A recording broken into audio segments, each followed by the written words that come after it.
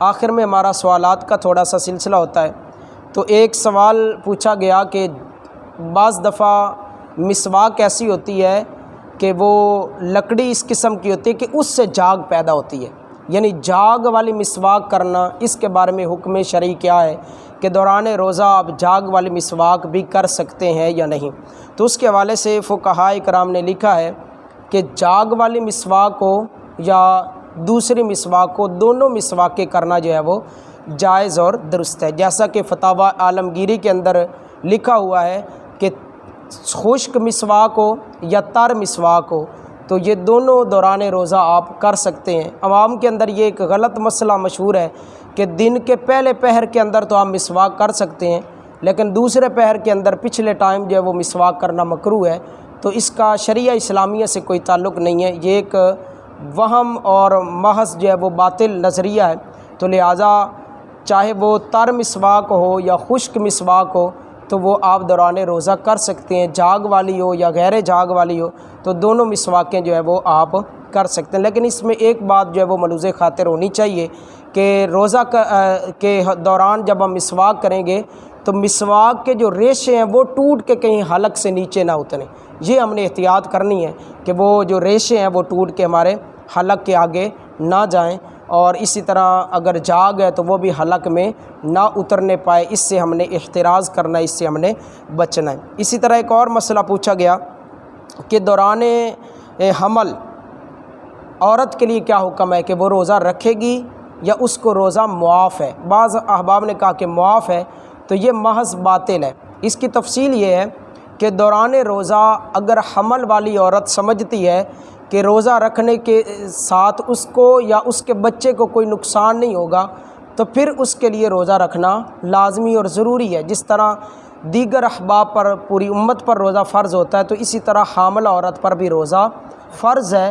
لیکن اگر وہ سمجھتی ہے کہ روزہ رکھنے سے اس کی جان کو خطرہ ہوگا یا جو پیدا ہونے والا بچہ، اس کے پیٹ کے اندر بچہ موجود ہے، اس کو کوئی خطرہ لاحق ہو سکتا ہے، تو اس صورت میں اس کو فی الوقت روزہ معاف ہے، اور آئندہ زندگی میں پھر اس کو اس روزے کی قضا کرنا جو ہے وہ لازم اور ضروری ہوگا۔ یہ نہیں کہ وہ عورت فدیہ دے کر جان چھڑا لے، فدیہ بھی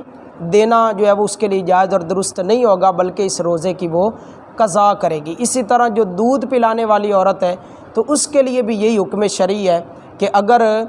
روزہ رکھنے سے دودھ کے اندر کمی ہوتی ہے اور بچے کی جان کو خطرہ ہے تو اس صورت میں اسے فی الوقت جو ہے وہ روزہ معاف ہے، اور جب بچہ تھوڑا بڑا ہو جائے گا اور حالات جو ہیں وہ سازگار ہوں گے تو اس پر ان روزوں کی قضا کرنا جو ہے وہ لازم ہوگی۔ فی الوقت اسے شریعت جو ہے وہ رعایت دے گی، یہ نہیں ہے کہ اس کو روزہ معاف ہو جائے، چاہے وہ حاملہ عورت ہو یا دودھ پلانے والی عورت ہے، اگر انہیں بچے کی زندگی کے لیے خطرہ محسوس ہوتا ہے یا اپنے لیے کوئی خطرہ لاحق ہے تو اس صورت میں انہیں وقتی طور پر تو روزہ جو ہے وہ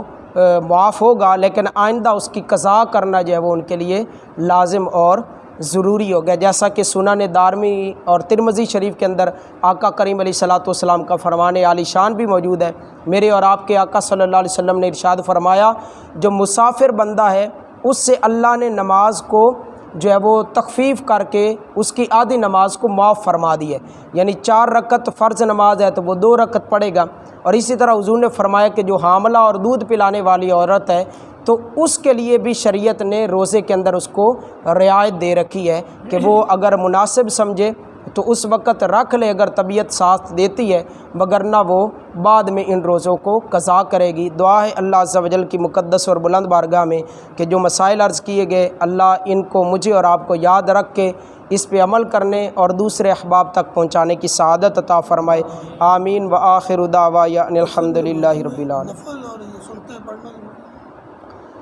قصر نماز کے حوالے سے یہی ہے کہ حالت سفر میں آپ فرضوں میں تو تخفیف کریں گے، یعنی 4 رکعتیں ہیں تو 2 پڑھیں گے، لیکن مغرب کی جو 3 رکعتیں ان کے اندر کوئی تخفیف نہیں ہے، وہ 3 ہی آپ پڑھیں گے۔ باقی رہ گیا سوال کہ سنتیں اور نوافل، اگر آپ کے پاس وقت میں گنجائش ہے تو آپ نفل بھی پڑھیں گے اور سنتیں بھی پڑھیں گے۔ اگر خدا نخواستہ وقت میں گنجائش نہیں ہے، مثال کے طور پر آپ کسی قافلے کے ساتھ رواں دواں ہیں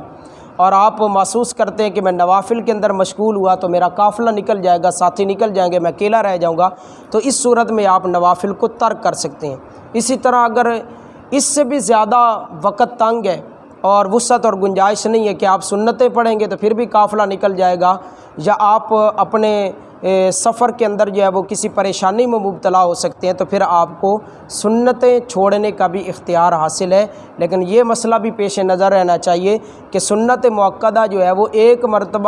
آدھ مرتبہ چھوڑنے سے تو اس میں کوئی مذائقہ نہیں ہے، مطلب نہیں چھوڑنی چاہیے۔ مذائقے کا یہ مطلب نہیں کہ اس پر کوئی گناہ وغیرہ نہیں ہوگا، تو گناہ وغیرہ تو ایک آدھ مرتبہ چھوڑنے سے نہیں ہوگا، لیکن اگر اس کو وہ روٹین بنا لیتا ہے،